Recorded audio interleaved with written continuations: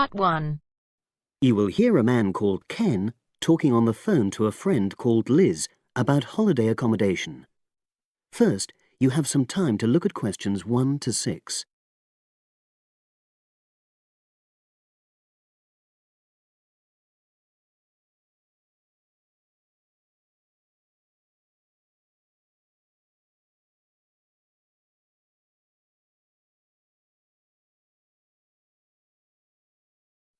Now we shall begin.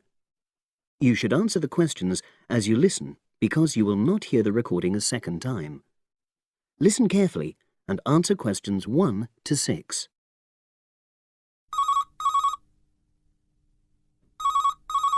Hello. Hi Liz, it's Ken here. Hi, Ken. Nice to hear from you. Are you... This is just a quick call, but Mary and I have just been talking about our summer holiday. We haven't booked a place yet, and we've left it a bit late. We were just wondering if you know of any holiday rentals in your area. It's so nice there. Well, yes. I can think of 2 or 3 places that are very nice. What dates have you got in mind? The 10th of July to the 22nd of July. Oh, yes. That is quite soon, isn't it? Well, there's a place near here called Moonfleet. Is that MOONFLEET? That's right. It's quite a rural location, and it's next to the owner's house, but it's got fields all around it, so it's very pretty.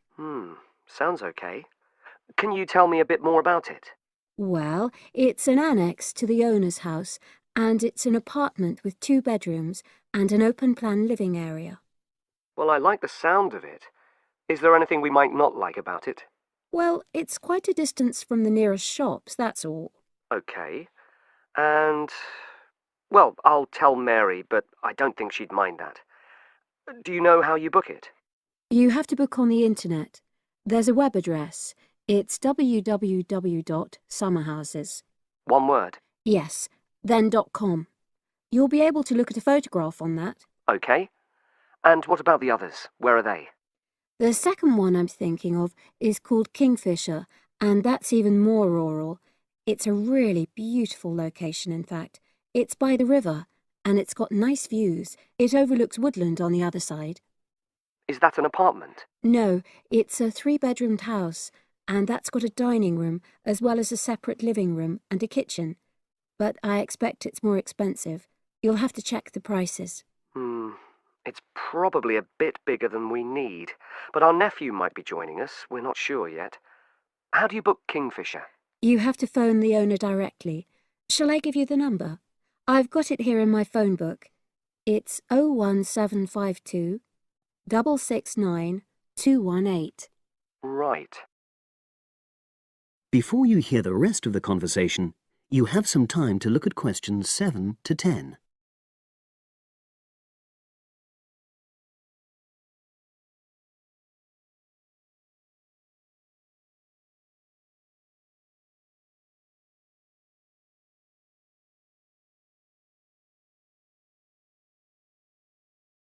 Now listen and answer questions 7 to 10. And you mentioned a third place? Yes, there's a house that my sister stayed in last year. It's called Sunnybanks. Nice name. And the location of that one is rather different.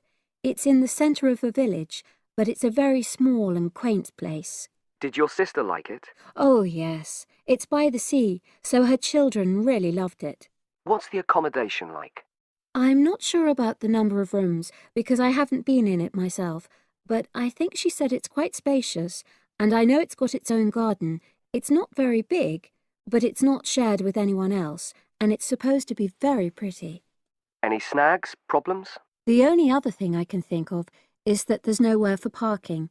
The streets are too narrow, so you have to leave your car somewhere else and then walk to the house. It's only about 10 minutes away, but... Okay. Well, I don't think it matters personally. How do you book it? There's an agent you have to contact. I don't know his details, but I can ask my sister and let you know tomorrow. Thanks, Liz. That'd be great. I'll talk to Mary and see what she says. Thanks for your help. That's okay, Ken. I'll speak to you again tomorrow. I hope you find what you're looking for. That is the end of part 1. You now have half a minute to check your answers.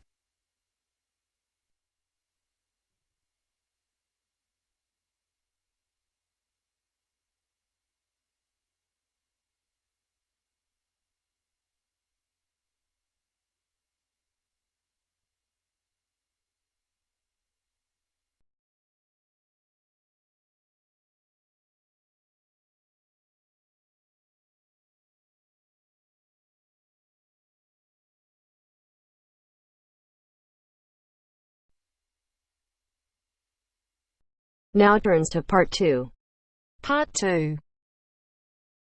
You will hear a trainer giving a talk to people who want to learn outdoor survival skills. First, you have some time to look at questions 11 to 16.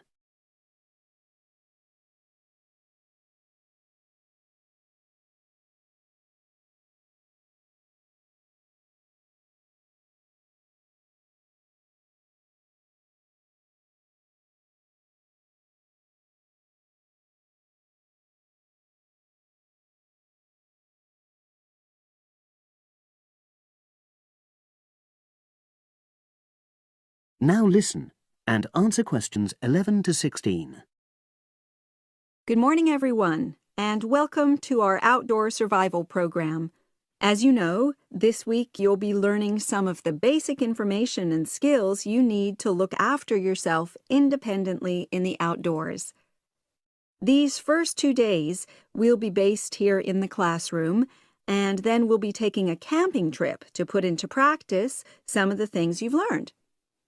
I'm going to start off with the topic of food.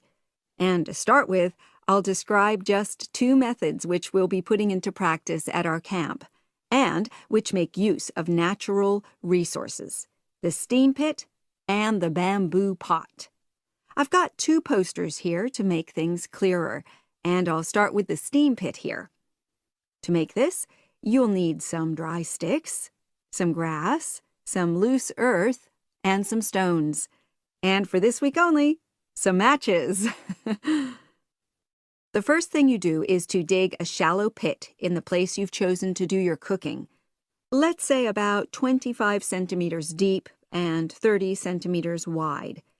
Your sticks have to be a bit wider than the pit because you have to put a line of them along the top from one end of the pit to the other. Before setting light to these, you take some large stones and arrange them on top. Then you start the fire and wait till the wooden platform burns through and the stones fall into the pit. At this point, brush away any pieces of hot ash from the stones. You can use a handful of grass, and then take another stick and push it down into the center of the pit, between the stones. After that, you cover the whole pit with a thick layer of grass. And then you can put your food on it, wrapped in more pieces of grass, like parcels. Finally, cover the whole thing with earth. You have to pat it firmly to seal the pit. Then all you have to do is take the stick out and pour a bit of water into the opening that it leaves. It should take about 4 hours for your food to cook, as it cooks slowly in the steam that's created inside the pit. Now you have some time to look at questions 17 to 20.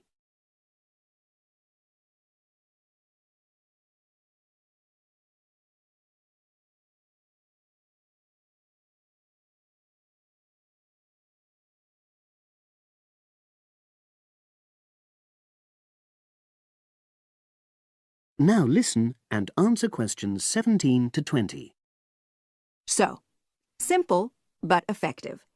The other method you're going to practice this week is the bamboo oven. Now, the steam pit is ideal in certain conditions because the heat is below ground level. For example, if there's a strong wind and you're afraid a fire might spread.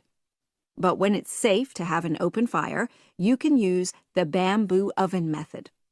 You get a length of bamboo, which, as you probably know, is hollow and consists of a number of individual sections with a wall in between. You use a sharp stick to make a hole in each of the dividing walls apart from the end one. Then you lean the bamboo over a fire, with the top propped up by a forked stick and the bottom sitting on the ground. You pour enough water in the top to fill the bottom section, and then light a fire underneath that section to heat the water. Then you put your food inside the top section, and the steam coming up the bamboo through the holes you made cooks it. I'm going to move on now to food itself and talk about some of the wild plants you might cook. I'm going to begin with fungi. That's mushrooms and toadstools. I'm sure you'll be aware that some of these are edible and they're delicious, but some of them are highly poisonous. Now, whether they're poisonous or not, all fungi that you find in the wild should be cooked before eating, because that helps to destroy any compounds in them that might be mildly toxic. But be aware that any amount of cooking won't make poisonous varieties any safer to eat. Unless you can definitely identify a fungus, you should never eat it.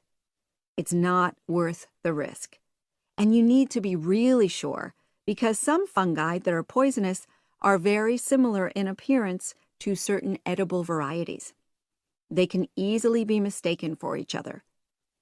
So, having said all that, fungi are delicious when they're freshly picked, and although they are only moderately nutritious, they do contain minerals which the body needs.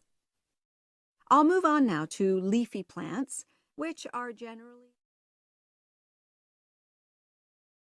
That is the end of part 2. You now have half a minute to check your answers.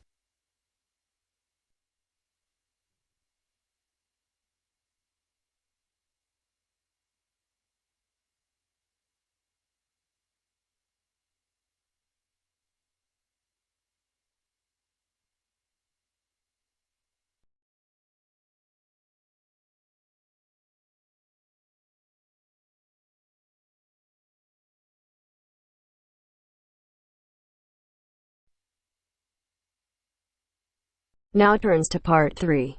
Part 3. The next important development in how history is recorded came with print.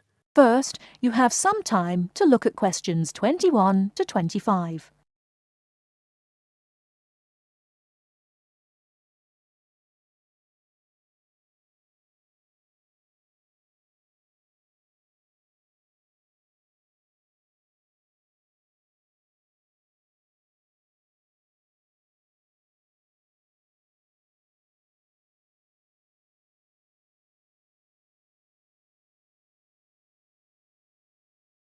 Now listen carefully and answer questions 21 to 25. The next important development in how history is recorded came with print. In the 8th century, the Chinese invented paper and woodblock printing. Remember that up to this time, very few people could read and write, and so only a very small number of people could understand written history. Suddenly, many books appeared, and many more people learnt to read. In the 14th century, the first printing press was invented in Germany. This reduced how long it took to produce books. The new printing technique quickly spread to other parts of the world. More books appeared, and even more people learnt to read. The first printed newspaper appeared in 1605, and the first daily newspaper in 1702. Now, people could read news stories soon after the event happened, and every event was recorded and stored. The problem with newspaper history is that newspaper reporters could tell the stories they wanted to tell, and not necessarily the truth. Photography was the next important development. We generally agree that photography was born in 1839. Some of the earliest photographs that the public saw were images of the American Civil War. Before you hear the rest of the talk, you have some time to look at questions 26 to 30.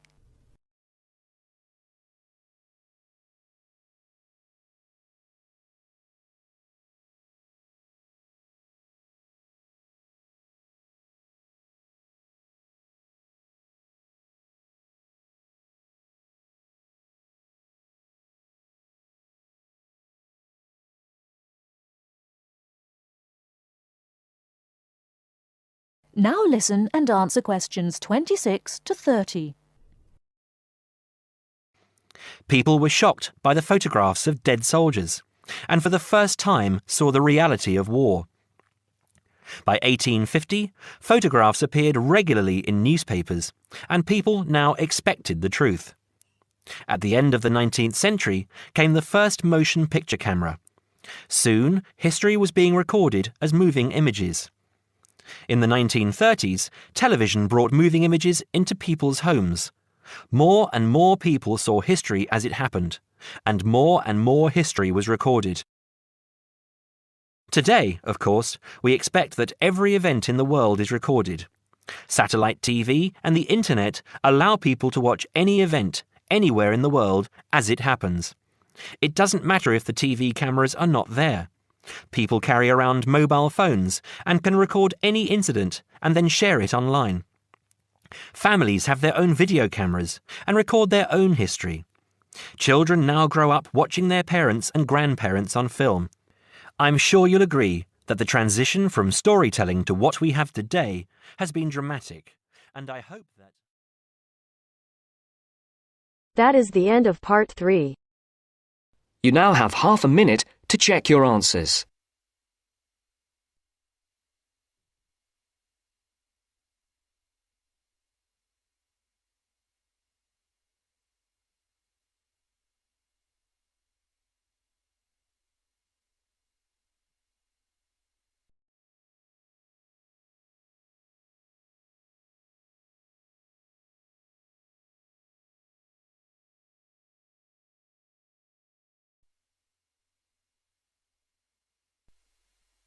Now turns to part 4. Part 4. This is Jane Frost with this morning's edition of Wake Up with Frost. First, you have some time to look at questions 31 to 40.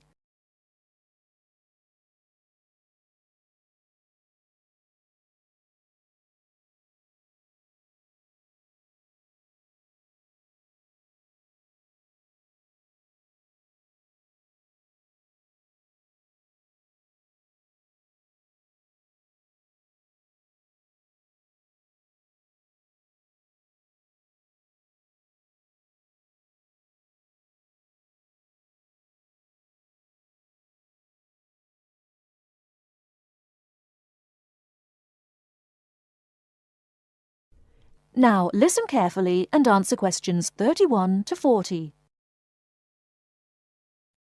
Good morning. This is Jane Frost with this morning's edition of Wake Up with Frost. As you all know, for the last week we've been running a survey trying to find out what you, the listeners, think is the greatest invention of the last 200 years. The response has been amazing, double the amount we had last year, so thanks to all of you for taking part. We've had about 2,000 responses online and about the same on our phone lines. The lines are now closed, and this morning I can announce what the results were. So, here it is. You, the listeners, have chosen as the greatest technological invention of the past 200 years, and let me not forget to mention that 65% of you voted for this. It's the bicycle. Yes, the bicycle, first invented in 1818, and, would you believe it, the first bicycle was made of wood. The second bicycle had iron wheels. I cannot imagine what that must have been like to ride. It would have kept you fit at any rate. But for me, the best thing about the bicycle was what it did for women's rights. Yes, in the 1890s, it was the bicycle that meant women could change their clothing, start wearing trousers or pantaloons as they were known. Before then, women's clothes had been really uncomfortable, and I'd imagine quite difficult to breathe in. So, thanks to the ordinary bicycle, it was not only the man who wore the trousers in a home. Instead, women could now feel far more equal to their male contemporaries. And I'm sure you'll agree, the bicycle is a great way to get regular exercise, and of course, it's much better for the environment. And today, over 1 billion people all over the world ride bicycles, and for some, it's their only means of getting around from A to B. So, to all you bicycle riders out there, keep up the good work. Coming in a close second with 42% is the computer. I found out something interesting about the computer, which is that really, this word first meant someone who did mathematical calculations. Of course, today, with the development of the personal computer, computers are being used for everything from home use to business and even digital photography. I don't know about you, but I can't imagine life without a computer now. I guess closely related to the computer is the internet, and this got 12% of your votes. Maybe, like myself, many of you might think of the internet as being the World Wide Web, but actually the web is only one part of the internet. The internet began as part of the United States military network, but it later began to be used by businesses and academic institutions. Of course, today, the internet has so many uses. We use it for shopping online and entertainment, as well as to find information and send emails. But sadly, there is a darker side to the internet, and some of you have sent me emails about this. Finally, with 5% of your votes, is the radio. We think the radio was invented by Marconi in 1896, and he opened his first radio or wireless factory in the United Kingdom in 1898. In 1906, a man called Reginald Fessenden gave the first radio broadcast from Massachusetts. Ships could hear him at sea, and apparently he played the violin. As yet, listeners, I've spared you from having to listen to my guitar playing. But certainly radio is still important. Let's not forget that it was by radio that the Titanic sent signals to other ships. And with the popularity of TV today, I was secretly pleased so many of you had still placed importance on the radio.